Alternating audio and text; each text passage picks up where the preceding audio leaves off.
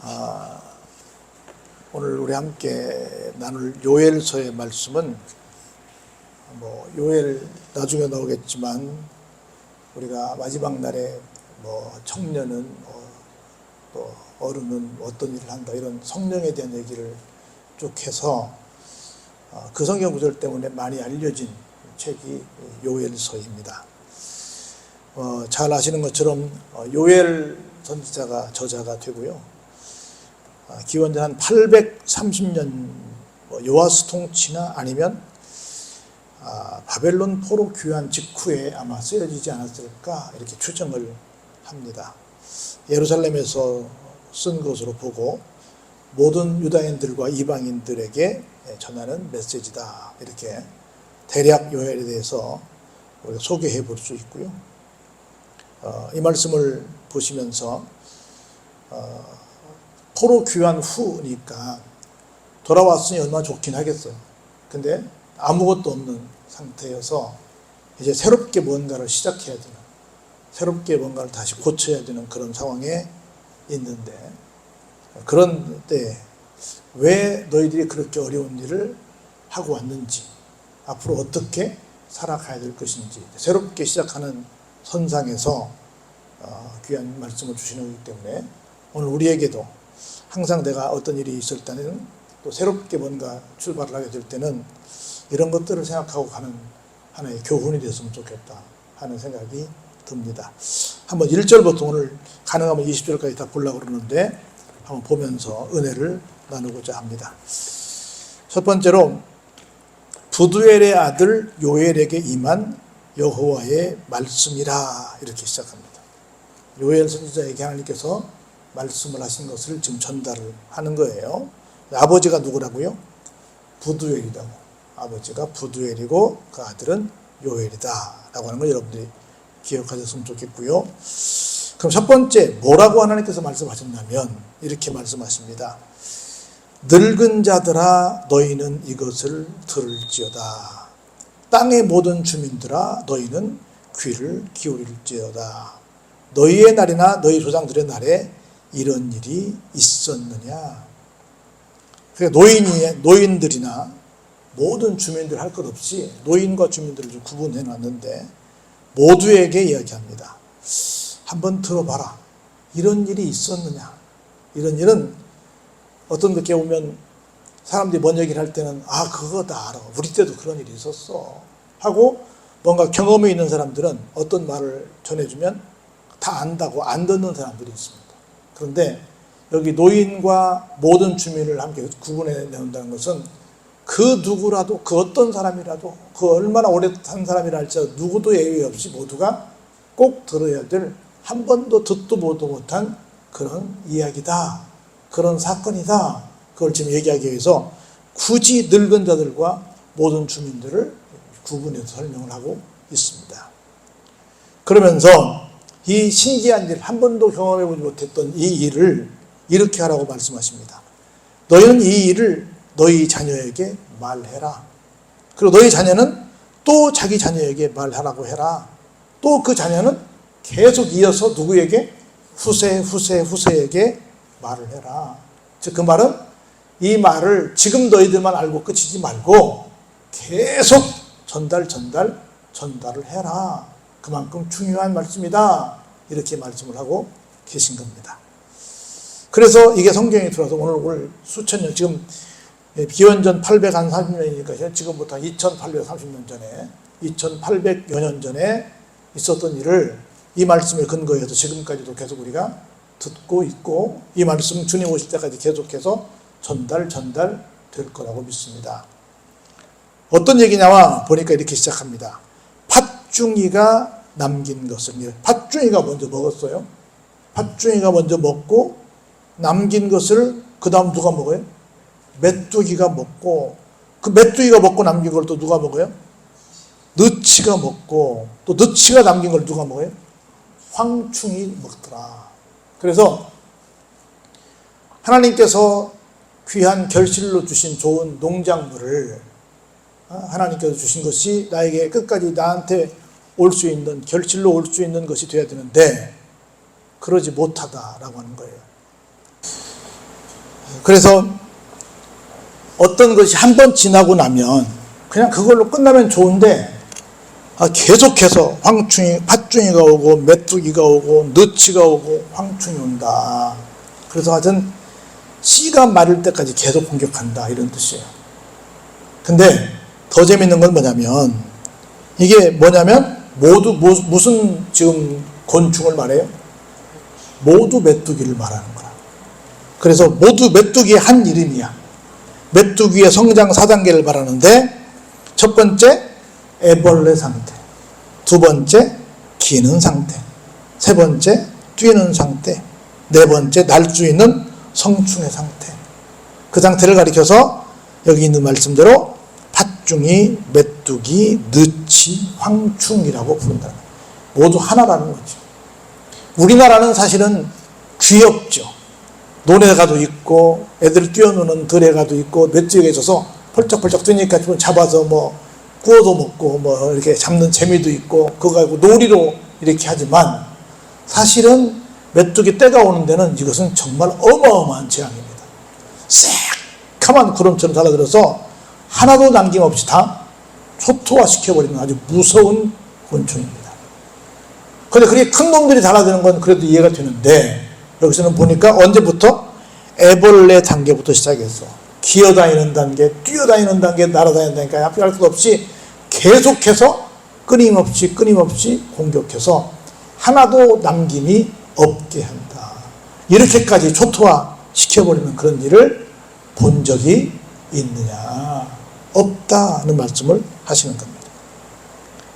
그러면서 취하는 자들아 너희는 깨어 울지어다. 포도주를 마시는 자들아 너희는 울지어다. 이는 단 포도주가 너희 앞에서 어때요? 끊어졌다. 왜요? 메뚜기가 다 먹어버려서 뭐 결실할 것이 없으니까 그 포도주를 만들 수가 없다는 거죠. 왜냐하면 우리는 뭐 먹어도 되고 마셔도 되고 안 마셔도 되지만 이스라엘에게는 제2의 어떤 우리로 말하면 지금 사 먹는 생수가 뭐예요?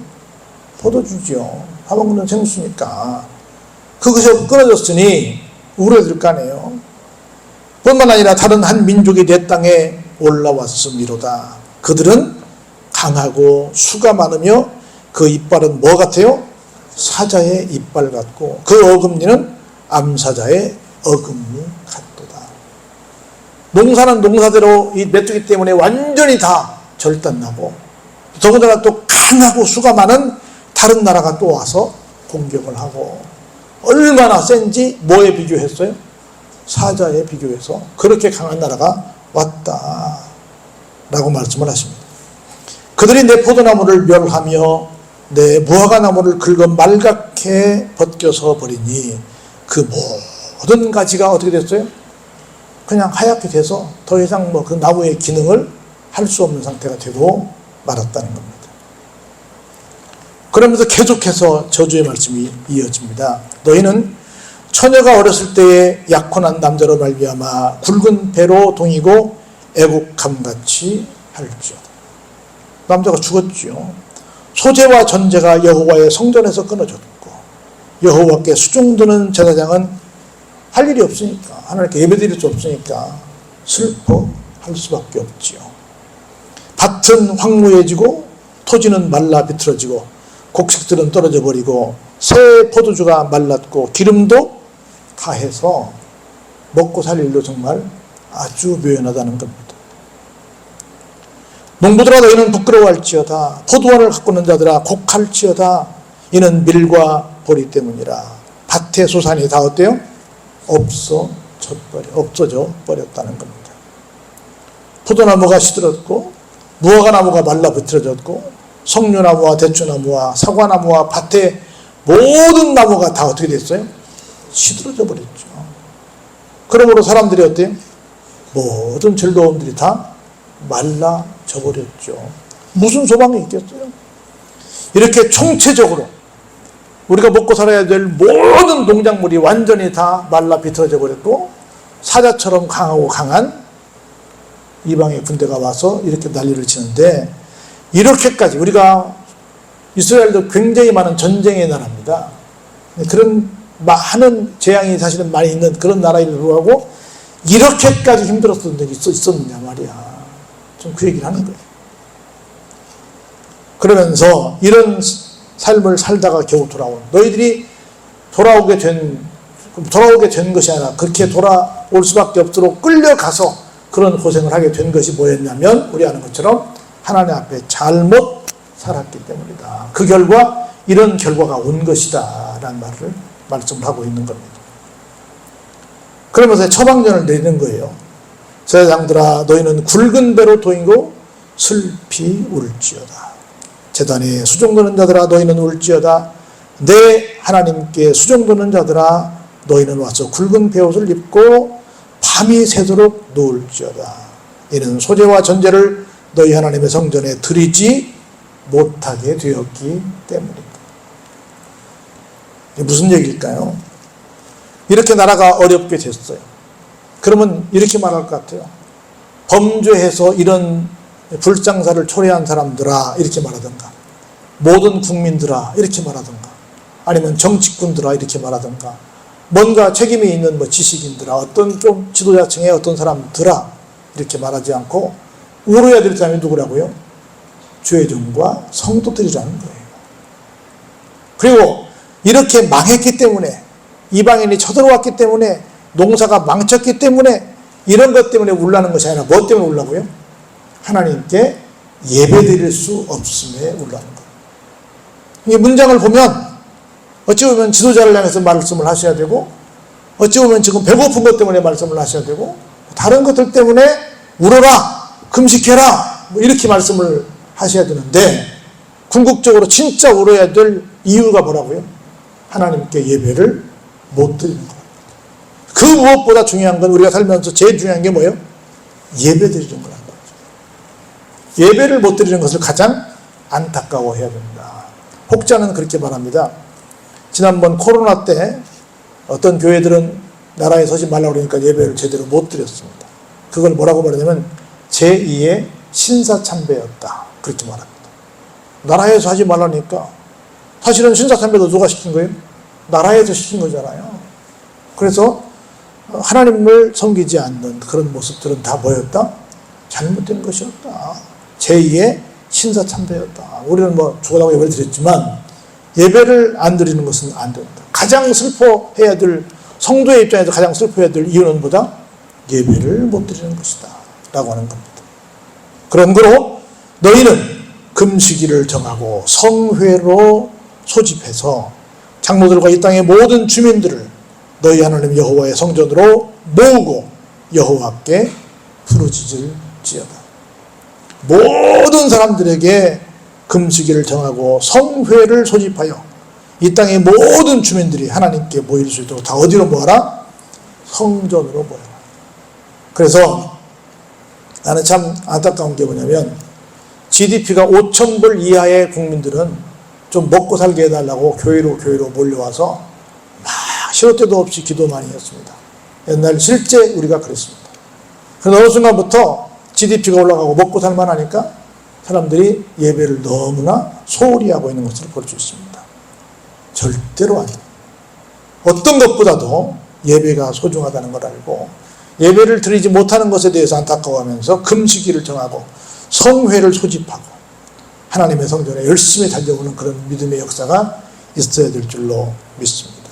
볼까요? 슬프다 그날이요 여호와의 날이 가까웠나니 곧 멸망같이 전능자에게로부터 이루리로다. 뭐하고 있으면? 예배를 까먹고 있으면, 예배를 드리지 않고 있으면 무슨 날이 온다? 재앙의 날이 온다는 거죠. 멸망의 날이 온다는 거죠. 언제요? 우리로 말하면 주님께서 재림하시는 날이 온다는 거죠. 먹을 것이 우리 눈앞에 끊어지지 아니하였느냐? 기쁨과 즐거움이 우리 하나님의 성전에서 끊어지지 아니하였느냐? 씨가 흙덩이 아래에서 썩어졌고 창고도 비었고 곳간도 무너졌고 곡식이 다 시들어서 곡간에 있을 필요성이 없는 상태가 됐다는 거지요. 가축도 울부짖고 소떼도 소란하고. 왜요? 먹을 꼴이 없으니까. 양떼도 피곤하고 이런 상태가 됐다는 겁니다. 그래서 여호와여 내가 주께 부르짖으오니 불이 목장에 풀을 살랐고 불꽃이 들의 모든 나무를 살랐기 때문입니다. 여러분들 산불 나는 것이요 대부분은 물론 싫어합니다.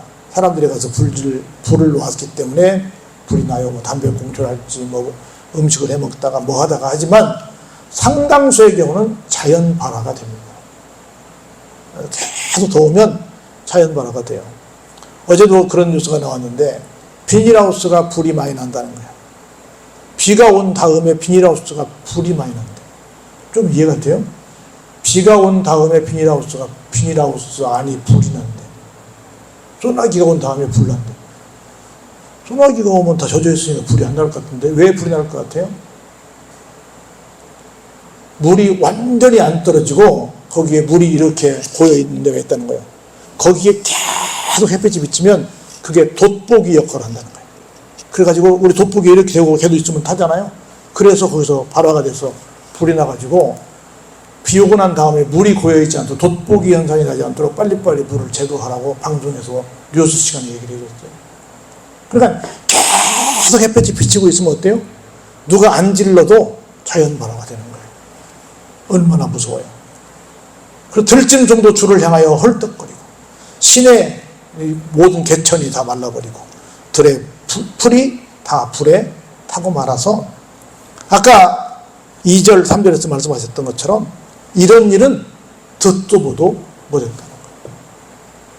다 메뚜기가 먹어버리고 강력한 이방의 군대가 와서 쳐들어와서 다 난리를 치고 그리고 모든 것들이 결국은 남아있는 것들 다 시들어져 버리고 나머지까지도 다 불로 다 꼬실라 버려서 이도 저도 아무것도 건질 것이 없는 상태가 된다는 거예요. 이런 일은 한 번도 본 일이 없다. 그러나 이런 아주 절체절명의 상황에서 우리가 금식하고 울어야 될 것이 있는데 그게 뭐다? 예배 못 드리는 것이다. 이 상황에서 뭐 해야 된다? 예배 드리러 가야 된다. 아 이거 무슨 말씀이에요 목사님. 식량 사러 가야죠. 가서 그래도 어디다 심어봐야죠. 뭐 농사를 지어봐야죠.